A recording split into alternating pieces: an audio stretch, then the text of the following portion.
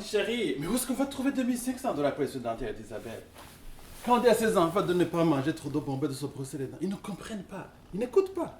Voilà le résultat, 2500 $. Il faut en parler avec Angélique et Martin.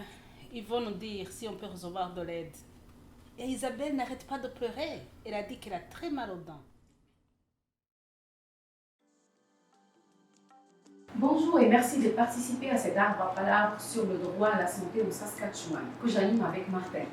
Mon cher Kumba, vous m'avez dit au téléphone que vous avez reçu un devis de 2500 $ pour les soins dentaires de votre fille Isabelle et vous ne savez pas quoi faire. C'est bien ça, n'est-ce pas? En effet, on se demandait si la carte de santé que nous a donnée pour Isabelle prend en charge ces frais-là. Merci pour cette précision, M. Kumba. Vous alliez chez le docteur, chez le dentiste, à l'hôpital ou chez n'importe quel professionnel de la santé, on vous demandera toujours votre carte d'assurance maladie de la Saskatchewan, qu'on appelle aussi la carte santé. Elle est la preuve que vous bénéficiez de l'assurance maladie de base sur la province. Il faut savoir que tout n'est pas couvert. Parmi que c'est couvert, il y a les consultations médicales, sauf pour certaines exceptions, car des frais sont exigés entre autres pour un examen médical, pour obtenir un emploi ou des questions d'assurance.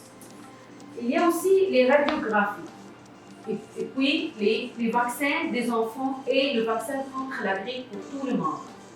Aussi, il y a les services de laboratoire comme les examens de sang. Enfin, il y a les procédures de diagnostic comme les dépistages de VIH, du cancer du sein ou de la prostate. Il y a aussi les traitements des problèmes de consommation de l'alcool et de drogue, le traitement des maladies comme le diabète, l'asthme ou l'anxiété et le traitement des maladies sexuellement transmissibles. Les interventions chirurgicales et la plupart des services offerts aux patients à l'hôpital. Par contre, les soins dentaires courants ne sont pas couverts, mais pour les familles à faible revenu, il existe un programme de prestations de santé familiale qui prend en charge les soins dentaires de base pour les enfants de moins de 18 ans. Il faut savoir que la circoncision n'est pas couverte. Pour les yeux, un examen par an est couvert pour les moins de 18 ans et à tous les 2 ans pour les parents bénéficiaires du programme de prestations de santé familiale. Les lunettes ne sont pas couvertes, sauf pour les moins de 18 ans dans le programme de prestations de santé familiale.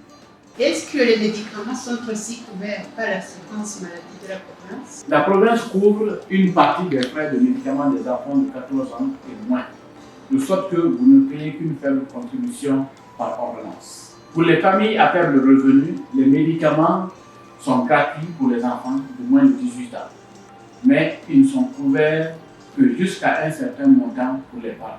Est-ce qu'il y a ici un hôpital où on peut se servir en français? Pour le moment, il n'y a pas d'hôpital ou de centre de soins de santé francophone dans la province. Ce qui existe, c'est le numéro gratuit 811. Vous pouvez parler à un professionnel de la santé en français le jour comme la nuit. Il y a aussi le réseau santé en français de la Saskatchewan à la liste à jour des professionnels de la santé qui parlent français. Le réseau santé offre aussi un service d'accompagnateur santé gratuit. Il s'agit de personnes bilingues qui sont formées pour vous aider en toute confidentialité à naviguer à travers le système de santé et à mieux communiquer avec les médecins anglophones. S'assurer que vous comprenez bien le docteur est très important. Par exemple, quand il faut donner votre consentement pour un traitement. Notez aussi que vous avez besoin d'un médecin de famille. Ça doit être cher d'avoir un médecin de famille ici. Tout le monde ne peut pas se le permettre. Avoir un médecin de famille ne vous coûte rien car les consultations médicales sont couvertes par l'assurance maladie de la province. Le médecin de famille est le docteur que vous choisissez pour suivre la santé de votre famille. Il connaît les détails de votre situation médicale. C'est aussi lui qui vous réfère au spécialiste.